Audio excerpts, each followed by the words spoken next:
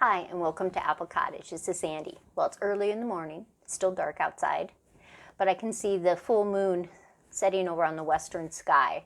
And I guess tonight it's supposed to be spectacular, so I'm looking forward to that. Hopefully we won't have clouds. Now, we started a series that's called Gardening Together. Tuesday I did an introduction, kind of an overview of what I like to do every Tuesday and Thursday morning. And today is really our first talk. Gardening together. I asked anybody on Tuesday's video if they knew what the fundamental trinity of cooking was. It's three vegetables that really become the base of so many dishes that we cook. Those three vegetables were combined in about the 18th century in France by a Duke's chef. He called it Mirepoix. Now, these three vegetables are really a staple in everybody's garden. Almost everybody will grow these. You can always find them at the grocery store. Go into the organic section and purchase them. Mirepoix are three vegetables consisting of onions, carrots, and celery. Simple. You think that I add that. You know, I add this or I add some of that. But Mirepoix is when you take those vegetables, onions, carrots, and celery. You dice them up, and then you very slowly cook them in butter, oil, or ghee. I like butter. They're essential in adding aromatic flavors to like soups, stews, broths, curries, stir fries, braised meats, marinades. And the reason why you cook them so slowly, first of all, you don't want them to caramelize. What you want is the sweetness of those vegetables to come and mix and mingle together. And that's what can make soups or stews so fantastic tasting, because of that little bit of time you've taken beforehand. Now, after those have cooked a while, there are people that will put, say, ginger or garlic in there also. Garlic is one that I add a lot. You're always going to wash your vegetables, dry them, and then chop them up, dice them. The ratio is always the same. 2 parts onions, 1 part carrot, and 1 part celery. Always the same. And it really just pulls the sweetness out there. You're going to cook them until the onions become translucent. Now, the size that you dice them changes. If you were going to do sautés, you would dice them very tiny, 1/8 of an inch to 1/4 of an inch. Soups and stews, you would do 1/2 inch to 3/4 of an inch. Now, if you were going to do broths or stocks or a soup that was later going to be blended, you can chop them at 1 to 2 inches. And they're just a wonderful trinity of cooking. Now, I'm always fascinated by vegetables. I love facts about vegetables. I love learning new things about vegetables.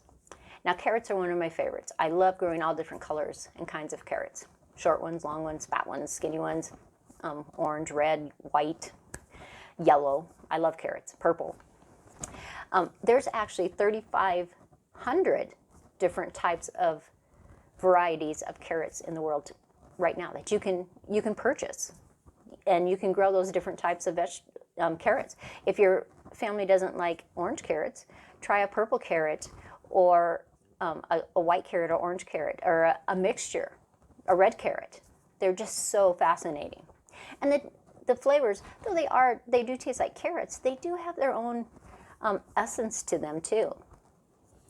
Onions, there's 21 different types of onions. And the most I could find of varieties was 920 varieties of onions.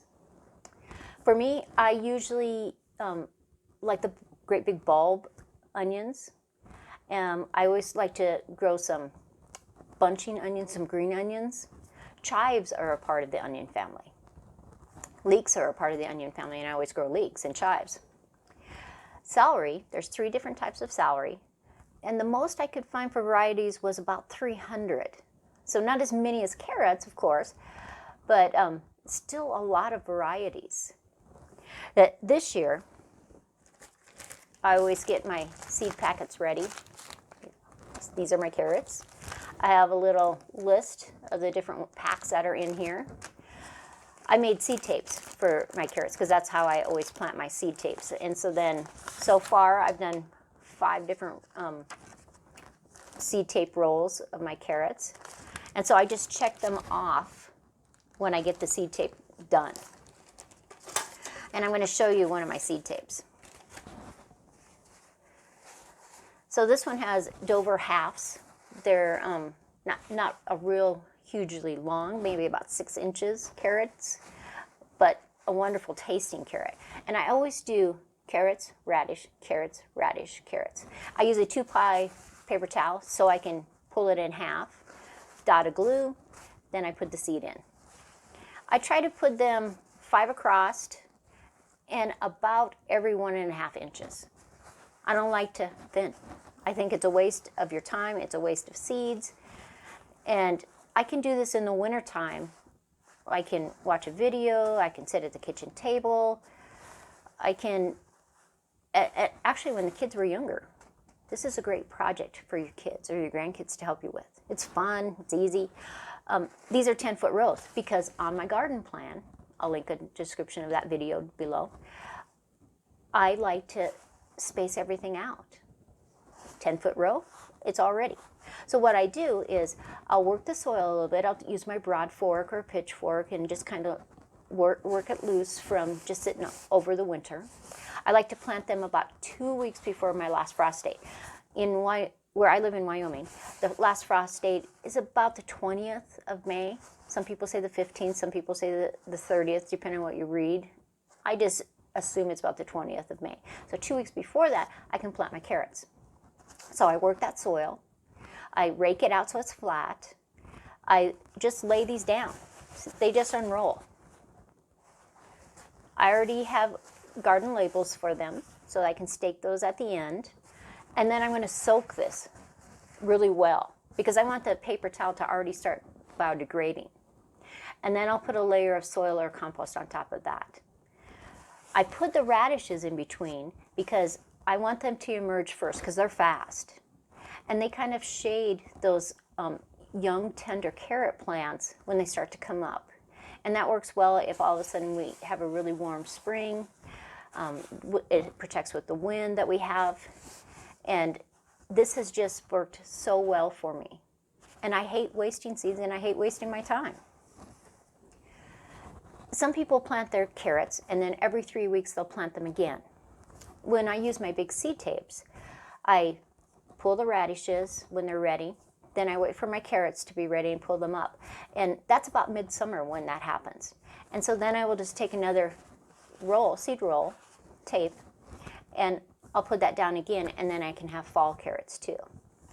So I like to side dress with compost also. When they start to emerge, I'll just put a little bit of my compost along those rows and just as a side dressing. And that just really helps them get big and strong and taste wonderful. Now celery. I have a couple different types of celery. Actually, I have 4 of them that I'm using this year.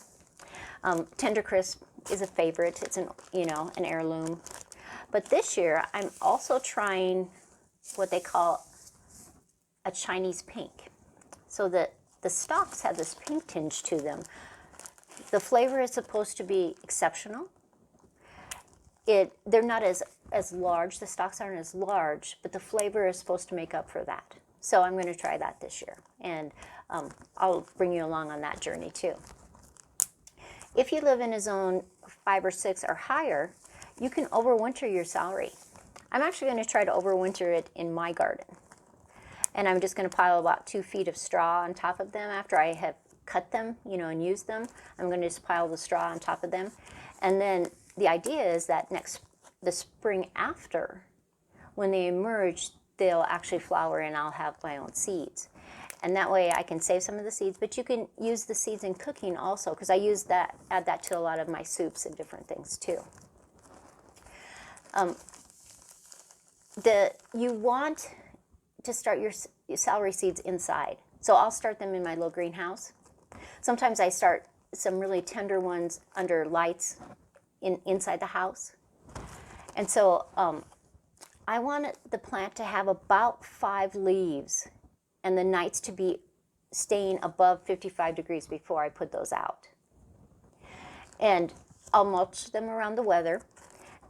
But the thing that I also am going to do is I'm taking 12-inch PVC pipe.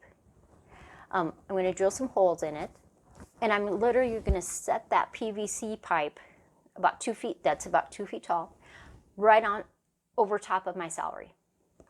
It will still let some light in. The moisture, the rain will go in there, but it's going to protect it from the wind. And I don't want to dig a trench because usually you dig a big trench, you plant your celery in there, and then as it's growing, you're blanching it, you're pushing the soil against it. But then you have to get rid of all the soil, and so I'm using the PVC pipe instead. When the season gets over, I'm going to chop it at about 2 inches above the ground. And then I'll put the straw on so that I can see if I can overwinter it. I like to use a fish emulsion for a fertilizer for the celery. I think it just really helps it. Now with onions, when I do the bunching onions, I start those from seed. But my regular onions, I buy a live plant. Out of Texas, Dixondale Farms, I bought for many, many years. And the live plants come in bunches. There's 50 or 60 plants in a bunch. And if you go together with some people, the more you order, the cheaper they get. And so a lot of us gardeners go together and we put in a huge order and we plant them that way. It just works out good for us. And I've found that the live plants allow me to get much larger onions. And I use my onion hoe. I did a video about that has the onion hoe in there. I'll put a link below. And I just like the size. They bulb up really well. I keep pushing the soil away from it, and the onions get larger and larger. I had ones that were softball size. And I always pick long day onions. And I try to pick the ones that will store the longest. I like Walla Wallas, but they don't store. And so I might trade a few, some of my onions for one of the gardeners that got some Walla Wallas because they want them. And that way I get that sweet taste. But onions are sweet anyway when you cook them slow. And I always side dress them with compost. I think it really enhances them. There's fertilizers that you can buy, but I make my own compost right at my gardens, and so I'm going to use my own compost. I always cure my onions, and what that means is after I pull them out of the garden, some people lay them on the soil and just let them cure, but I don't want them sitting on the soil. So I have a table that I set up outside on my back patio, and I will just put those onions there. If it's going to rain, I just put a tarp over top of them so they don't get wet.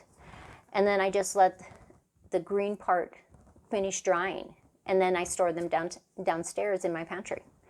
And I will have onions. I had onions all the way till September this year from the year before. And so if you pick some really good long storing onions, keep them cool and dry, they will store for months longer than what they even tell you. But this year in your garden, try the 3 combination, the Mirepoix. Chop them up, dice them up, and cook them slowly. I do that before I start any of my soups. And then I put that in my soups, my big pot that I'm making the soup or the stew. And then I add my other ingredients. And the flavor is just spectacular. So I hope you enjoyed our gardening together. It's every Tuesday and Thursday morning. I'll try to always upload them so that it's uploaded by 10 o'clock in the morning. I'm Mountain Standard Time. And each time we're going to talk different kinds of vegetables, different techniques, things that will really bring our gardens to a new level. So as always, if you like my videos, please subscribe, like, share them with the world. And this is Sandy at Apple Cottage. Have a great day, be prosperous, and smile and talk to somebody that you don't know today and just brighten their day.